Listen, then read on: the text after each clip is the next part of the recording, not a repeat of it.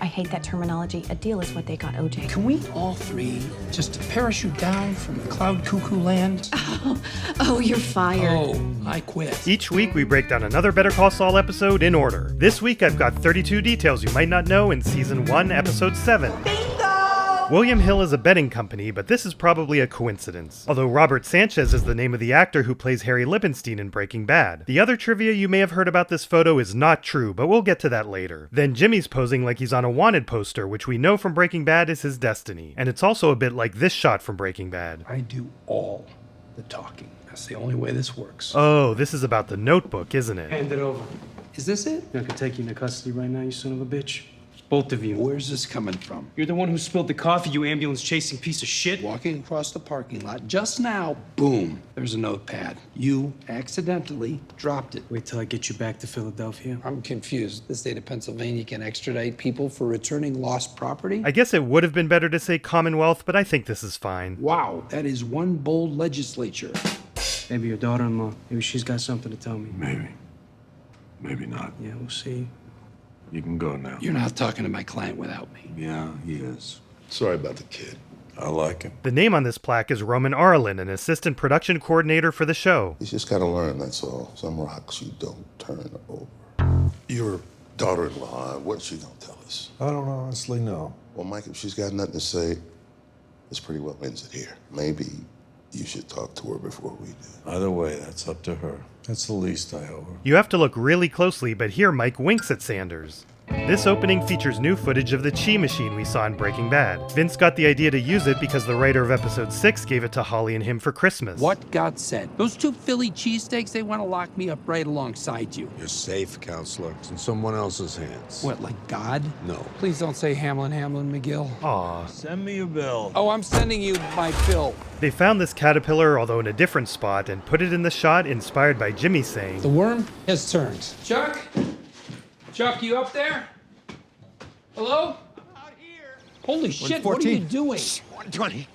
Go inside. Uh-oh, Chuck, your ceiling light is on even though there should be no electricity flowing into your house. What the hell was that? An experiment, really. I've been attempting to build up a tolerance for electromagnetic fields, like taking small doses of poison to build up an immunity. Is that a real thing? Because that does not sound like a real thing. It's a real thing. Why now? After what happened with the police and the hospital, I have to find a way to get better. I have to get back to work. I need to be useful again. It'll be a long process, but one to which I'm very much committed. Be right back. I gotta get a few more things out of the car. What's all this? It's just some case files. I'm out of room at the office. I don't want to leave them in the car. I suspected Jimmy only came up with this idea after Chuck said he needs to be useful again. Sure enough, an early version of the script confirms that. I just need to file the 413s on some of these wills. 413. Personal property statements. You mean 513? Sorry, I was just working with these seniors. Maybe the dementia's contagious. The writers confirmed he did that on purpose to get Chuck to engage. As if Jimmy could ever make that mistake. We good here? See you tomorrow, same time. Hook, line, and sinker. Wow, this is like really nice. Won't you miss the nail salon? Oh, I can always visit, you know? Get some French tips. Wow, it's big. A lot of offices. Room to grow. We've got nowhere to go but up. Dream big, I say. In both cases, there's a sadness from knowing that neither character ends up the way they hoped. This is me. I love it. Gotta look successful to be successful, am I right? Get you a big fancy desk in here? Coco Bolo desk. A what? I don't know what it means, but I just like saying the word. Coco Bolo. Cocobolo is a rare tropical hardwood, so it's expensive. And I want you to see this one. This is way better than the other one. Who goes in here? It's a corner office. You gotta go with the corner office. I was saving it for someone. Who? Well, my partner. Your partner? Who's... Well, you said you were interested in elder law. You know I've got a lot invested at HHM. I'm closer than ever to partner, like maybe 2 years, and I'm in. But it's a nice start, Jimmy. Just playing with ideas. So I had the extra office and everything. Yeah, no, I get it. The writer hopes you feel for both of them here, the awkwardness of Jimmy getting rejected and the awkwardness of Kim having to let him down. I want to see the kitchen. They have stainless in here. I know this is the last thing you want to hear. I think your chances of getting a favorable ruling from a jury are very slim. I think we've managed to come up with a deal that is very favorable under the A circumstances. deal. I hate that terminology. A deal is what they got OJ. Craig, you're looking at 30 years in prison. 30 years? We have arrived at an arrangement. which would include 16 months in a county facility. It includes the stipulation that you return $1.6 million. Give back the money. But there is no money. There's no money. We told you Craig is innocent. This deal is Craig's best chance of minimizing jail time. You're telling us there are drug dealers and murderers walking the streets, but instead of going after them, they want to put an innocent man in jail. This is your best option. Murderers and rapists, and this is how they... Why don't I give you a few moments to We discuss don't need to discuss it. You're fired. How about we go to my office and discuss this? There may be other directions we can go. We're done here. Please stop following us. Back. Only look forward. Always in life, look forward. And the action never stops. I hope you all took your heart pills, because it's almost too much excitement, right? G48? G as in Guy Lombardo. This is Guy Lombardo, welcoming you to a half hour of your favorite tune. Guy Lombardo was a famous band leader. B6. Bingo! Oh, we have a winner. What do we have for the lovely lady? Notebook? Yeah, it's an adorable notebook. The excessive plosive consonants and microphone squeals were all added in post. Do you like cats, miss? Irene, I love kitties. I have 2 Siamese cats, Oscar and Felix. This is a nod to The Odd Couple, in which Oscar is a slob and Felix is a neat freak. Felix can wash himself. Oscar won't. Can you take that to Irene? Irene is named after writer Jennifer Hutchinson's grandma. I'm going to take a short break because somebody needs legal help. We saw some of these local senior citizens in Alpine Shepherd Boy. Wait a second, is that Veronica Lake? And some of them can be seen looking at the camera. Offices of James McGill, Esquire, how may I direct your call? Deja vu, hello again. Originally, there was a short scene between these two shots, but the direct transition from door to booth is great. We would like to hire you as our attorney, Mr. McGill. Wow, you're positively insistent about being represented by HHM. Craig not getting the coffee he wanted was not scripted. They treated us like we were guilty. So your previous objections to my representing you? You just believe that you're the lawyer for us? Yes. Since we last spoke, I've changed my area of specialization. So I concentrate on elder law now. But we've already paid you a retainer. Could you excuse me for a moment? This is the real bathroom at Loyola's, and the director fought to film in it despite its size since it enhances the comedy of the scene. I found something that belongs to you. Yeah? What? Who? I never thought Kim would be described as dead-eyed, but the script says she is here. Picture the 25th Hour starring Ned and Maud Flanders. Christ, the Kettlemans? This is a double reference. The movie 25th Hour follows a character through his final day before going to prison, but Ned and Maud from The Simpsons are a better fit for the Kettlemans' goofiness. I know this is a lot to ask, but you have to convince them to come back to HHM. What's it worth to you? That's Todd Sofer, R.I.P., a crew member who also appeared in the Breaking Bad Magnet episode and one of Saul's online commercials. This is me before I called Saul. I was 300 pounds, I had lost my job, and I was impotent. This is me after the Saul Goodman plan. Thanks, Saul. Vince and Peter are on board with saying he's the same character, so add him to the count. Many people believe he's also the guy on the Wanted poster. That's not true, but it would have been a funny Easter egg. I managed to scrape together, from practically nothing I might add, a deal they should feel lucky to have. Make them understand it's better for them if they come back. It doesn't happen often, but this part was ad-lib. Elder law? I don't know what that is. Maybe if we were home. Sorry. Craig's rubbing his hands, but as the camera switches, he's back to holding his coffee. I highly encourage you to go back to HHM. I'm certain they would welcome you with open arms. No, we're not going back there. There will be no deal. There is no money with which to make a deal. Can we all three just parachute down from cloud cuckoo land? It exists. It just, please, for my own sanity, you can't hide a big bag of cash forever, and you certainly will never be able to spend any of it. For Christ's sakes, take the deal. If there were any money. Lady, enough. Every penny would have to be present. You understand? That includes the 30,000. Craig, yes, he gets it. That's the first time we learn how much they gave him, which helps with some subtle details later. We're in this together, Mr. McGill. There you go. Where's Kim? We moved over to the East Wing. That's the cornfield. Never heard it called that before. This is a reference to a Twilight Zone episode in which a child sends people he doesn't like to the cornfield. You're gonna punish her just because you lost those 2 batshit Kettlemans? You notice I'm not exactly crowing over how I sneaked them away from you. Jimmy, I'm not going to discuss my employee policies with you. I'm gonna need some help here. You sure are. Howard certainly revealing himself to be the villain of this show. This, of course, echoes the shot from episode 1.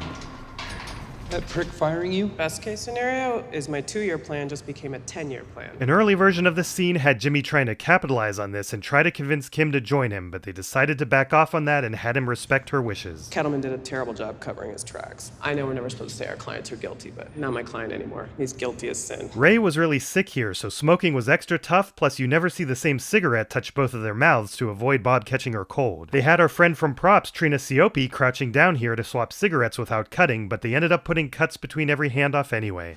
He grabs volume 132 of New Mexico Reports, but the pages are actually from New Mexico Digest. Electricity is everywhere in the modern world. That's the same Florsheim shoebox we see from the future in episode 1. It looks like he has about $12,000 left of the $30,000 they gave him, and the script confirms this. Billboards and custom suits aren't cheap. Jonathan was still battling bronchitis while filming this. Here's probably the funniest car from the future we'll ever see. This Ram was produced from 2012 to 2018, unrealistic for 2002. It's not clear to me, but the intention was that Mike looks longingly at this type of family time he'd like to share with Stacy and Kaylee. Wow, 5 apples. Fiber is important. I've consulted with a baseball expert who believes the color commentary is scripted, performed by an actor, and with faster back and forth than what you'd hear on a real broadcast. The outfielder could be Dave Roberts, but the power hitter they talk about doesn't exactly match anyone. The play-by-play guy does sound like Don Orsillo, a former Red Sox broadcaster. They got the idea for this sequence after selecting this house for episode 1. They chose it because it opens up to nature, important for their camping trip, but this dollhouse view was a bonus.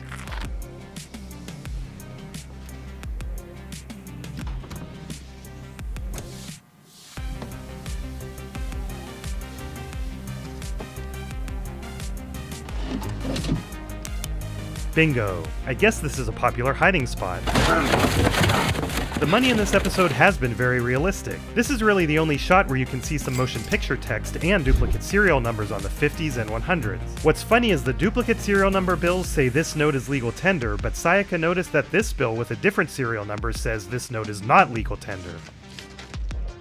It bothers me how carefully he's putting this down, like he's trying not to expose fake-looking money, and the paper band disappeared. The intention is he needs to use his own money to add the full $30,000. Some of that money is not just the money he took from the Kettlemans, he's also replacing the money he spent with his own hard-earned elder law money. $12,000 comes from the shoebox, and then he adds $18,000 of his own from this bank envelope. We only see him take about $2,000 from the shoebox, but a deleted scene at the end explains why. Also, the Kettlemans did buy a boat with their stolen money. Presumably that amount is still missing. What are you doing? The right thing. Conscience gets expensive, doesn't it? Indeed, it would have been more advantageous for him to represent them, not return the money, and rent that office space. And Kim would be more likely to join him by staying in trouble from losing the Kettlemans. But this is right for the Kettlemans and right for Kim. Oh, it's Mr. McGill. Do you have news about our case? I do, in fact. That reminds me of similar dialogue we'll eventually see in the chicanery episode. Circumstances have changed. Might I suggest that you go check on that money you insist you didn't take in the upstairs bathroom under the sink? Wait, how could you? Betsy? It's more glaring at normal speed, but I think Betsy should have been further up the stairs. No. You thief. There's no honor among thieves. How did you take it? A good magician never reveals his secrets. Now, here's what we're gonna do. I've got to say, I didn't expect Craig and Betsy to have an engineering graphics book. Maybe they chose these for decoration only. You stole from us. We will have you arrested. I like ripping off thieves because they can't go to the cops. They have no recourse. Criminals have no recourse, and you two, you're criminals. Luckily, you have a very talented lawyer who has found a way to minimize the damage you've brought upon yourselves. Oh, you're fired. Oh, I quit. No, I'm talking about Kim Wexler. We'll tell about the bribe you took. We're back to calling it a bribe? That implicates you as well. It was all me. No, it wasn't. I'll make sure everyone knows that. Think you folks need to know about me? I got nothing to lose. Christ, you should see my office. There we finally get a good look at the paperclip that has been holding his loafer together all season. I will not be treated this way. Betsy. The kids. They can't lose us both.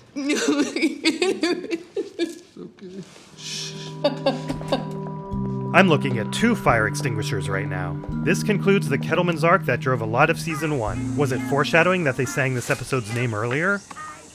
If you want more Kettlemans, the Blu-ray has a second commentary track for this episode where they comment on the entire thing in character. There's Miss Wexler. Oh, yes, there's our lovely lawyer. I'll say she's lovely. Oh, Craig, you're so naughty. Well, I just do think she's I beautiful. know, you have a thing with blondes, but I'm not getting that blonde wig again. Or check out the short film presented by Acura that gives a glimpse of the future. How about around round of bingo. There was a farmer had a dog, and Bingo was his name. Oh, B-I-N-G-O, B-I-N-G-O, B-I-N-G-O.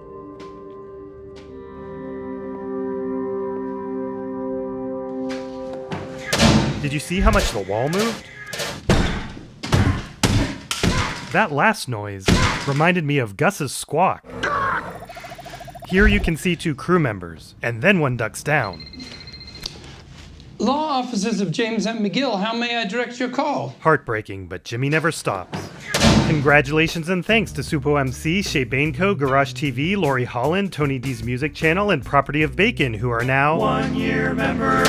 Also to the One Tall, One Small, JP Creations, Marley Wolf, Chumley Chum, Cadister, Dandis, Pyrelix, Zombie Green, Barabin, Agent Walta, Chilled Gits, Barry, Kieran Genvy, Chris Schick, Blue Dragon Player, OxyFC, Snores, Sasha, and Caleb, who are now 6-month members. Time to look at a few more comments. Uh-oh, it looks like people are starting to miss film artifacts and even suggesting I add artificial ones. Don't worry, I'm not going to do that, but I'll continue to be on the lookout for anything strange that really appears in the show. Two of you pointed out that Mike probably was reading the dictionary in Alpine Shepherd Boy to help with his crossword puzzles. Smart. This was a pretty quiet episode in terms of counters. Only colorful references, prop money, and a Breaking Bad character appeared. No new counters this time. I am going to try to be conservative with future ones I add because I'm inevitably going to start forgetting to count things as the list gets longer. And, like many of you suggested, I do plan on showing the status of all the counters at the end of each season. Now, let me try to fix my pronunciation of Miasa, Penelope Esse, and Yona smiley face with glasses. Say hi to the new members, Chief Flopper, Segspooge, Alper Yasser, Kibby, Revziu, Roasty, Chutch, Danny, DGA, Brody Ando, Max Colton, Cameron Mullins, Bunny, Austin Fields, All Hail the Mighty Glowcloud, Ethan Wallingford, Yonomo, Wolfengene, Artun Demir, John Sawad, Waffling Bandit, Andrew Sullivan, Baboon Mama, Pi, Updating, No WLB, Kushina XD, Finley Morris 04, Hypnazio, Vetamonzer, Dom Drake, Amorouse, Family Values, Mandelbrot, Pestherolink, Adam John Thompson, Zoltan T, Leo DiVincenzo, Jesus Goodson, Finger Gaming, Island Jar, Galaxy Doge, Kurtz, Dexter Dishner, Dekekia Fyub Jikub Jikms, Herbie and Bruno, Golden Goose, BC Bean, Ovo, and Doxy66. Next week, Jimmy and Chuck become a dynamic duo. Thing you folks need to know about me? I got flies all around me.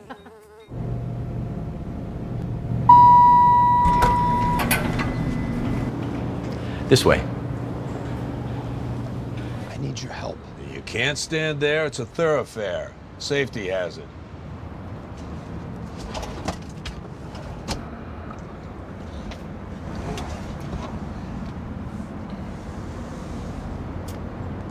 Now you're in my space.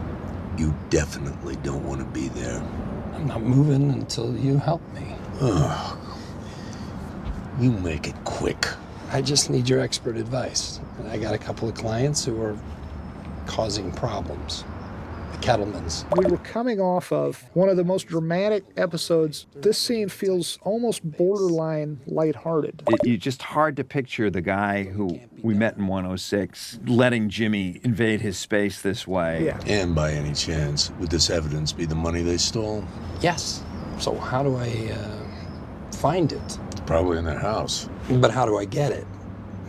I doubt they would be up for me taking a little unsupervised tour of the place. Sounds about right. That can be done. You can't do it. Your phrasing leads me to believe that possibly you could do it. Thank you. You are a lifesaver, my grizzled friend. Hey, wait. I said I can do it. I didn't say I will. We're a team. This is what we do. Hey, you owe me. And I've told you several times now, bill me. $4,000. I'm not taking the job. No, you owe me $4,000. Come again? For my services as your lawyer. Bit steep. Beggars, choosers. You got a beggars, choosers situation here, so stop busting my balls. I do this. You go away. Like a fart in the wind. I need 10,000 cash. You misunderstand how this works. No, it's not for me. You get it back. You want this done or don't you?